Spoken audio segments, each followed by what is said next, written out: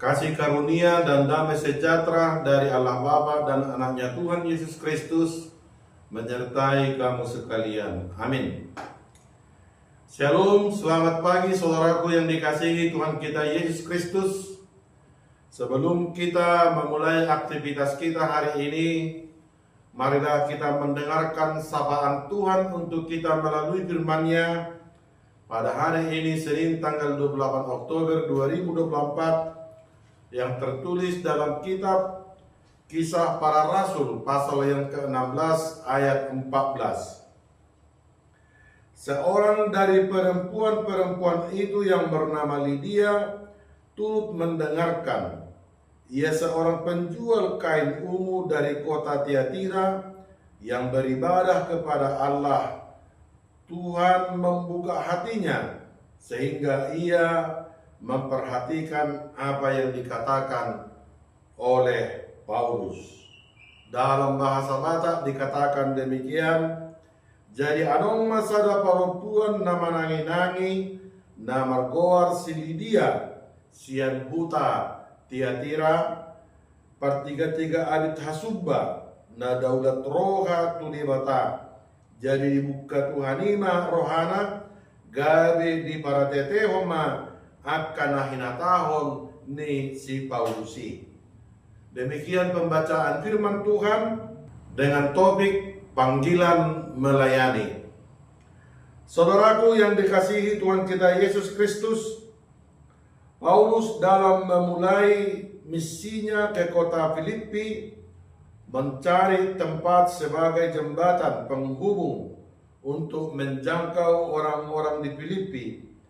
Ia pergi ke tempat beribadah Yahudi, yaitu sinagogi, dan bertemu dengan orang-orang Yahudi dan juga orang-orang non-Yahudi, dan salah satu di antaranya yaitu Lydia.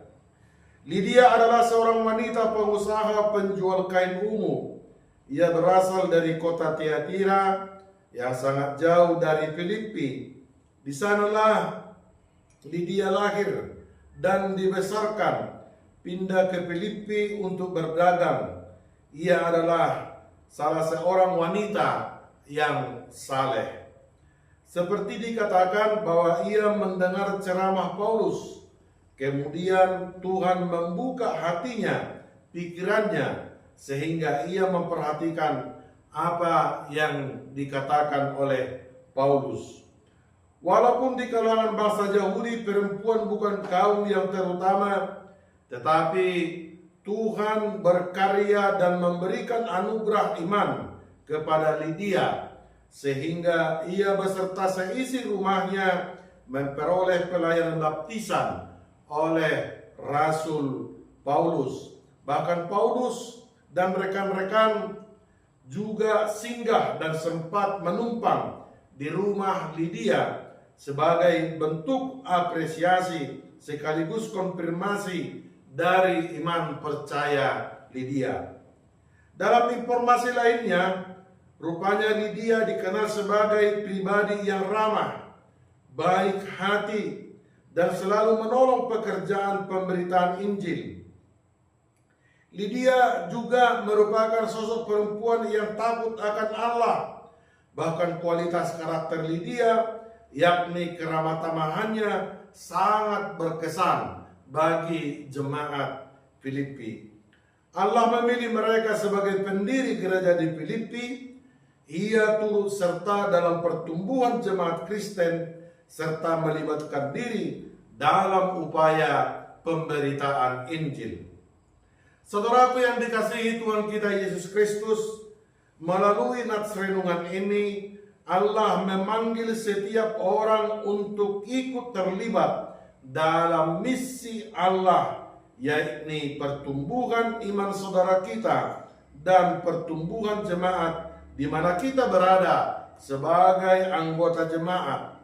Semua orang memiliki kapasitas untuk menjalankan tugas dan panggilan dari Allah, bukan hanya orang tertentu atau profesi tertentu.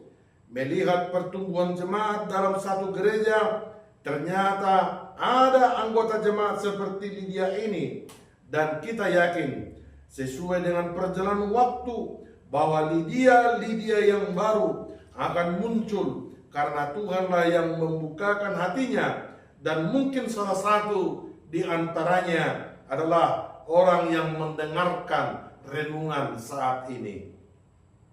Memang harus kita akui masih ada anggota jemaat yang belum mau ikut turut dalam panggilan melayani untuk pertumbuhan iman saudara kita atau pertumbuhan jemaat gereja. Mereka memilih sebagai anggota jemaat yang pasif. Apakah itu dimungkinkan karena sering merasa kurang percaya diri atau merasa tidak memiliki talenta sehingga tidak memberi hati waktu untuk ikut pelayanan Tuhan? Kalau memang demikian, justru perasaan seperti itulah yang menghambat pertumbuhan iman saudara kita dan pertumbuhan jemaat.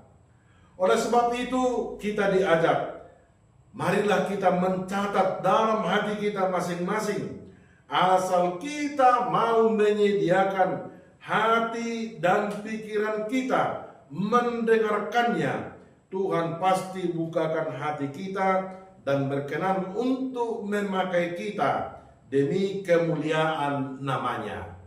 Ikutlah melayani untuk menunaikan tugas panggilan Tuhan dalam kehidupan kita sehari-hari.